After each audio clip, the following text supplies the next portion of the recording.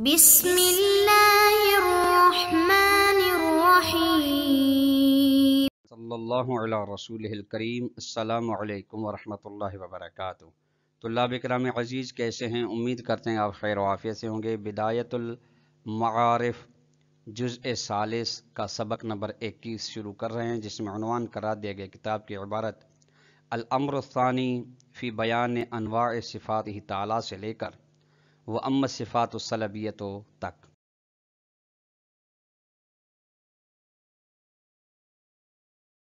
بیان کیے جائیں گے وہ یہ ہیں کہ صفات خدا کے ذریعے سے وجود خدا کو بھی ثابت کیا جائے گا، یعنی یہاں تک ادلہ عقلیہ کے ذریعے سے وجود خدا کو ثابت کیا جا رہا تھا، لیکن آج سے جو پہلا نقطہ بیان کیا جائے گا کہ صفات خدا بھی خود دلیل ہیں وجود خدا کی۔ نمبر 2، صفات کی اقسام دو ہیں، صفات ثبوتیہ اور صفات سلبیہ۔ تیسرا و آخری نقطہ آج کے درس کا یہ ہوگا کہ صفات ثبوتیہ کی وضاحت کی جائے گی، پھر صفات سلبیہ کی وضاحت آنے والے درس میں آئے گی۔ آئیے عبارت کو ملاحظہ تعالی۔ دوسری بحث ہے خدا کی صفات کے اقسام کے بارے میں۔ پہلی بحث تھی خدا کے وجود کے بارے میں، خدا کے وجود کو ثابت کرنے کے بارے میں۔ اب ہے صفات باری تعالی کی انواع و اقسام کے بارے میں۔ فرماتے ہیں وَلَا يَخْفَى عَلَيْكَ أَنَّ مُقْتَضَى الْأَدِلَّةِ السَّابِقَةِ الدَّالَّةِ عَلَى إِثْبَاتِ الْمَبْدَأِ الْمُتَعَالِ هُوَ أَنَّهُ تَعَالَى وَاجِبُ الْوُجُودِ وَمُطْلَقٌ وَصِرْفٌ۔ آپ کے لیے مخفی بات نہ رہے بلکہ واضح رہے کہ ان تمام ادلہ کا مقتضا تقاضا، جو ادلہ گزر گئیں، 8 ادلہ جو دلالت کر رہی تھی خداوند متعال کے وجود پر، یا جو دلالت کر رہی تھی کہ خدا کا وجود ثابت ہے، وہ تمام کی تمام ادلہ کا مقتضا تقاضا یہ تھا کہ خداوند متعال واجب الوجود ہے، یعنی واجب الوجود کو ثابت کیا جا رہا تھا، جو کہ مطلق ہے، یعنی اس میں کسی بھی قسم کی ایسا واجب الوجود جس میں کسی بھی قسم کی قید و شرط نہیں ہے، صرف ہے، صرف یعنی خالصاً وجود ہے، اس میں وجود کی کسی بھی محدودیت کو تصور نہیں کیا جا سکتا، ایسا وجود ہے۔ فَإِذَا كَانَ كَذَلِكَ، بس جب مبدأ متعال ایسے ہے، یعنی واجب الوجود ہے، مطلق ہے، من جمیل جہات صرف الوجود ہے، تو فخصائص الممکنات مصلوبۃ عنہ، بس نتیجہ یہ نکلتا ہے کہ جو ممکنات کی خصوصیات ہیں، ممکنات طلاب کرام عزیز بارہا بیان ہو چکا ہے، یعنی ایسے وجود جس کا موجودات جن کے لیے نہ وجود ضروری ہو نہ عدم ضروری ہو، وجود میں آنے کے لیے مرجح کی ضرورت ہے، اور مرجح وہی ان کے لیے علت تامہ ہے جو کہ واجب الوجود ہے۔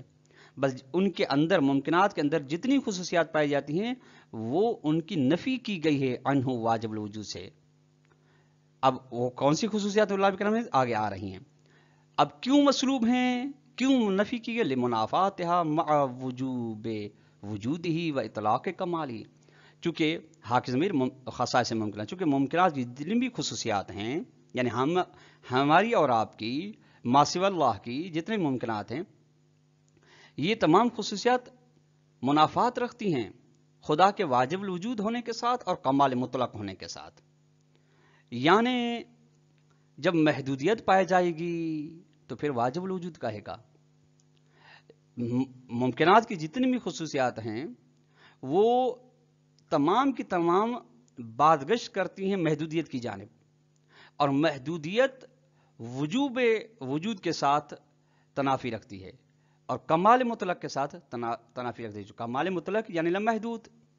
جس میں کسی بھی قسم کی قید و شرط و محدودیت نہ ہو، اور جبکہ یہ خصائص ممکنات محدودیت پر منجر ہوتی ہیں۔ فَإِذَا كَانَتِ الْخَصَائِصُ الْمَذْكُورَةُ مَنْفِيَةً عَنْهُ، بس جب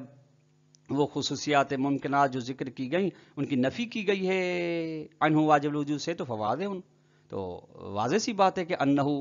اب یہ یہاں سے طلاب کرام عزیز شروع کر رہے ہیں ممکنات کی کون سی خصوصیات ہیں جن کی نفی کی گئی، تو بس واضح ہے کہ انہ واجب الوجود لیس بجسم، جسم نہیں، چونکہ جسم پھر کسی بھی قسم کا ہو، جسم کی بھی پھر اپنی جہات ہیں، ہمارا جسم ہے، فرشتوں کا جسم ہے، جنات کے جسم ہے، ہر ایک کی اپنی، لیکن ہے سب کے لیے جسم، لہٰذا ممکنات کی خصوصیات میں سے ایک خاصیت جسم کا ہونا ہے، بس خدا جسم نہیں ہے، واجب الوجود جسم نہیں ہے، ولا مرکبن، مرکب بھی نہیں ہے، نہ ترکیب عقلی نہ ترکیب خارجی، ولا مرئین، نہ ہی اسے دیکھا جائے گا، یعنی ظاہری آنکھوں سے اسے دیکھا نہیں جائے گا، جبکہ ممکنات کو ہم اور آپ حواس خمسہ کے ذریعے سے من جملہ آنکھ کے ذریعے دیکھ رہے ہیں بعض صورتوں کو۔ ولا صورتن ولا جوہرن ولا عرضن، خدا نہ صورت ہے، واجب الوجود نہ صورت ہے، صورت کا ہونا بھی ایک حد ہے، جوہر بھی نہیں ہے یعنی قائم بذات، یعنی ایسا نہیں قائم بذات ہو، عرض بھی نہیں ہے کہ جو قائم بالعرض ہو، کما انہ لا ثقل ولا خفت ولا جہت ولا قید، جس طریقے سے واجب الوجود نہ ثقل ہے، نہ یعنی نہ اس کے اندر وزن ہے، نہ ہی خفت ہے، نہ ہی کوئی جہت و طرف ہے، ولا قید، قید والا شرط، نہ ہی شرط ہے، ولا حرکت، نہ ہی خدا میں حرکت ہے یعنی ایک جگہ سے دوسری جگہ منتقل ہونا، ولا سکون، نہ ہی جمود ہے، ولا نقصان، نہ ہی عیب ہے، نقص ہے، ولا مکان ولا زمان لہو۔ یہ تمام خصوصیات جتنی بھی بیان کی گئی طلاب کرام عزیز، تمام کی تمام خصوصیات ممکنات ہی کی ہیں، تمام کی تمام خصوصیات ما سوی اللہ کی ہیں، تمام کی تمام خصوصیات دیکھ لیں تو آپ کے اور ہماری ہیں، جنات کی ہیں، فرشتہ کی ہیں، نباتات کی ہیں، جمادات کی ہیں، لأن کل هذه الامور من لوازم الامکان والمحدودیت وخصائصها۔ اب نفی کیوں ہے ان صفات کی خدا سے؟ خدا یہ کی نفی کی، یہ نہیں ہے، یہ نہیں ہے، یہ نہیں ہے، زمان نہیں ہے، مکان نہیں، شرط نہیں ہے، وغیرہ وغیرہ، کیونکہ یہ تمام چیزیں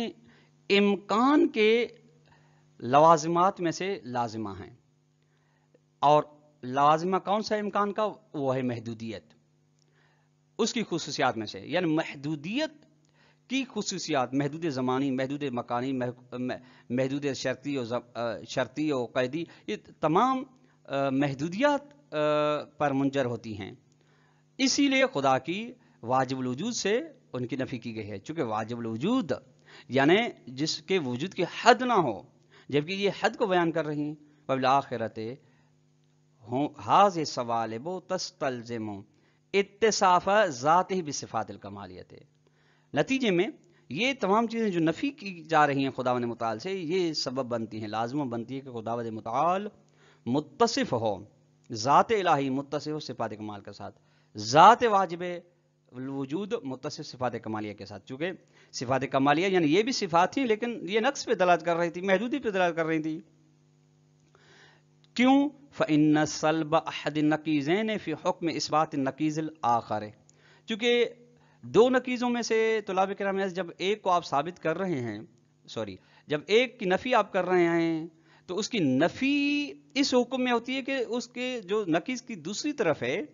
نقیضین میں سے دوسری طرف ہے، اس کو آپ ثابت کر رہے ہیں۔ دیکھیے، جب آپ زمان و مکان کی نفی کر رہے ہیں خداوند متعال سے، چونکہ ممکنات کی یہ خصوصیات میں سے ہیں، تو پھر یعنی وہ زمان و مکان سے ماورا ہے، ان کے اوپر احاطہ رکھتا ہے۔ وَإِلَّا، اور اگر ایک نقیضین میں سے ایک طرف کو سلب کرنے سے دوسرے طرف بھی سلب ہونا لازم آئے تو لازم ارتفاع نقیضین، لازم آئے گا کہ ارتفاع نقیضین ہو، یعنی نہ خدا منع خدا لا مکان بھی نہ ہو، مکان بھی نہ ہو، لا مکان بھی نہ ہو،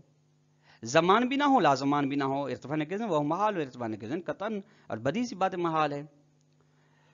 فَإِذَا كَانَ الْمَبْدَأُ الْمُتَعَالِي مَسْلُوبًا عَنْهُ النَّقَائِصُ وَالْعُيُوبُ، بس جب مبدأ متعالی یعنی خداوند متعال سے تمام نقائص و عیوب سلب کیے گئے ہیں، نفی کی گئی ہے ان کی، یعنی کسی بھی قسم کا ہو عیب و نقص، تو فہو لا محالت یکون صرف الوجود، تو یقیناً وہ واجب الوجود، وہ مبدأ متعالی یقیناً قطعاً صرف وجود ہے، خالص وجود ہے، وہ صرف الکمال، صرف الکمال ہے، خالص کمال ہے، وہ غنیًا و مستقل فی ذاتہ، اور اس کا لازمہ یہ نکلتا ہے کہ وہ بے نیاز ہے، ذات میں مستقل ہے، وہ ثابتاً و مطلقاً و واجداً لجمیع الاوصاف الکمالیت، اور تمام ان مسلوبات کا نتیجہ یہی نکلتا ہے کہ خداوند متعال ثابت ہے، قدیم ہے، اور اس کے اندر تمام کی تمام صفات کمالی موجود ہیں. وَإِلَّا، اور اگر اس کے اندر تمام صفات کمالی موجود نہ ہوں تو لازم المحدودیت ہو، تو محدودیت لازم آتی ہے. چونکہ اگر کچھ صفات ہوں کمالی کچھ نہ ہوں پھر بھی یہ محدودیت ہے. وہی من خصائص الممکنات ہے، یہ تو ممکنات کی خصوصیات میں سے کہ ممکنات کے بعض ممکنات کے اندر بعض خصوصیات ہیں، بعض نہیں ہیں، پھر بعض وہ دیگر جو ہیں دوسری ممکنات میں پائی جاتی ہیں. بس فالادلۃ الدالۃ علی اثبات المبدأ تدل بالاجماع علی صفات الثبوت سلبیت و ثبوتیت. بس وہ ادلہ جو دلالت کر رہی ہیں خدا متعال کے وجود کو ثابت کرنے کے لیے، وہ دلالت کر رہی ہیں اجمال کے ساتھ صفات سلبیہ اور ثبوتیہ پر بھی. یعنی ان ادلہ کے ذریعے سے خدا کی صفات سلبیہ اور ثبوتیہ کو بھی ثابت کیا جا رہا ہے. ھذا کلہ بیان اجمالی لصفات، یہ مختصر سا تمام بیان، یہ تمام تر بیان مختصر سا بیان تھا صفات الہی کے بارے میں. واما تفصیل صفات الہی فہو یقال، کہ یوں کہنا چاہیے کہ ان صفات علی قسمین، صفات باری تعالی صفات واجب الوجود کی دو قسمیں ہیں، ثبوتیت و سلبیت. یہ تینوں یہاں پہ اعراب پڑھ سکتے ہیں، ایک صفات ثبوتیہ دوسری صفات سلبیہ. اما ثبوتیہ تو صفات ثبوتیہ فہی ایضاً علی قسمین، اس کی بھی پھر دو قسمیں ہیں. صفات ثبوتیہ طلاب کرام عزیز تعریف جیسا کہ اشارتاً بیان کیا گیا، ایسی صفات جن کا خداوند متعال کے ذات میں ہونا ضروری ہے. صفات سلبیہ ایسی صفات جن صفات کی نفی کی گئی ہے خداوند متعال کی ذات سے، واجب الوجود کی ذات سے. پھر یہ صفات ثبوتیہ کی دو قسمیں، صفات الذات. صفات ثبوتیہ کچھ ایسی ہیں جن کی باتگشت ذات کی جانب جاتی ہے، یعنی جن کا تعلق ذات کے ساتھ ہے، جس کی تعریف صفات ذات کی تعریف ہے. وَهِيَ الَّتِي يَكْفِي فِي انتزاعها ملاحظة الذات. صفات ذات ایسی صفات ہیں جن کو انتزاع کرنے میں، استخراج کرنے میں فقط ذات کو دیکھنا، ذات کو مد نظر رکھنا کافی ہے. بس جب ذات کو مد نظر رکھا جائے گا تو صفات ذات سمجھ میں آ جائیں گی. دوسری قسم ہے وصفات الفعل، صفات ثبوتیہ کی دوسری صفات فعل. وہی التي يتوقف انتزاع على ملاحظة الغیر. ایسی صفات ہیں جن کا انتزاع و استخراج موقوف ہو غیر خدا کو مد نظر رکھنے پر، غیر خدا کو لحاظ میں رکھنے پر. وَإِذْ، چونکہ لا موجود غیرہ تعالی الا فعلہ، چونکہ خدا کے علاوہ کوئی موجود نہیں ہے سوا کے فعل خدا، یعنی کائنات میں یا خود خدا ہے یا فعل خدا ہے. تو فصفات الفعلیت بصفات فعل ہی المنتزعۃ من مقام الفعل، ان صفات کو کہا جاتا ہے جو مقام فعل الہی سے انتزاع کی جائیں. یعنی جب خدا کے فعل کو دیکھیں تو وہ صفات سمجھ میں ہمیں آئیں. بس ففیل الاول، یعنی صفات ذات کی مثال، پہلی صفات کی مثال حیاتہ تعالی و علمہ بنفسہ، یعنی خدا کی حیات اور خدا کا علم اپنی ذات کے بارے میں، جیسا کہ ہم اور آپ اپنے بارے میں علم رکھتے ہیں. یہ علم و حیات یہ کیا ہیں طلاب کرام عزیز؟ صفات ذات میں سے، یعنی ذات ان سے جدا نہیں ہے. میں ثانی صفات فعل کی مثال الخلق والرزق والغفران والاحیاء ونحوها، کہ خلق کرنا، پیدا کرنا، رزق دینا، معاف کر دینا، زندہ کرنا مردوں کو وغیرہ. اس طرح کی جو یعنی ان کے لیے دوسری طرف کا فعل الہی کا تصور کرنا ضروری ہے، تب یہ صفات سمجھ میں آئیں گی. ربما قیل فی الفرق بین صفات الذاتیت و صفات الفعلیت. بس اوقات بیان کیا گیا ہے فرق صفات ذاتیہ اور صفات فعلیہ میں کہ کون سا فرق ہے. وہ یہ کہ ان کل صفت لا یجوز اجتماع مع نقیضها ولو باعتبارین فیہ تعالی فہی ذاتیۃ. ہر وہ صفت جس کا اجتماع ممکن نہ ہو اپنے نقیض کے ساتھ، اگرچہ دو لحاظوں سے، اگرچہ لحاظ تبدیل ہوں، پھر بھی وہ اپنے نقیض کے ساتھ ایسی صفت نہ مل سکے، اجتماع نہ کر سکے، تو فہی ذاتیۃ، اس صفت کو ذاتی کہتے ہیں. جیسے کہ طلاب کرام حیات عدم حیات قطن ملے گی نہیں، علم عدم علم. وکل صفت، ہر وہ صفت یجوز اجتماع و نقیض ہی فہی فعلیۃ، جس کا اجتماع ممکن ہو اپنے نقیض کے ساتھ وہ صفت مثال دیکھیے گا صفت فعل کی، کل غافر فإنه تعالی غافر بنسبت للمؤمنین ولا یکون کذالک بنسبت للمشرکین، خداوند متعال غفران اس کے صفات فعلیہ میں سے خدا بخشنے والا ہے مومنوں کی بھی نسبت، لیکن مشرکوں کی بھی نسبت بخشنے والا نہیں آخرت میں۔ ثم ان صفات ثبوتیت ذاتیت تکون من صفات الکمالیت، اس کے بعد یہ ہے کہ صفات ثبوتیہ ذاتیہ جو ہیں وہ صفات کمالیہ میں سے شمار ہوتی ہیں، چونکہ لأنہا کمال لذات، چونکہ صفات ذات کا کمال ہیں، دون صفات الفعلیت، یہ صفات فعلیہ سے نہیں ہے، فإنہا متأخرۃ عن رتبۃ ذات،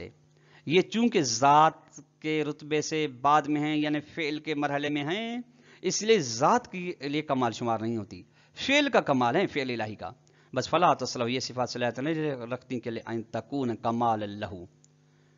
کہ خدا کے لیے کمال بن سکیں۔ ہاں نعم، ہاں کمال ہیں، یہ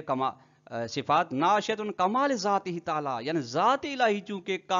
کمال محض ہے، اسی سے صادر ہو رہی ہیں، کمال یکفا، جس طریقے سے یہ بات واضح ہے، مخفی نہیں ہے۔